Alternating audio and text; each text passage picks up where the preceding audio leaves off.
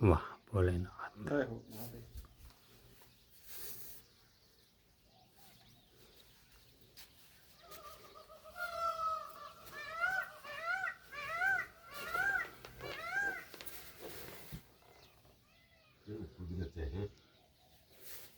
કુદરતની લીલા છે.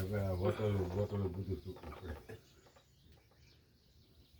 એ ભાઈ તો આવે ને મને હાથ બારે પી જો પાણા પર બેને આમ જ રહ્યા કરે. મેં કીધું એટલે સાત વાત હોય મને કે નજારો જોવાના જ પૈસા.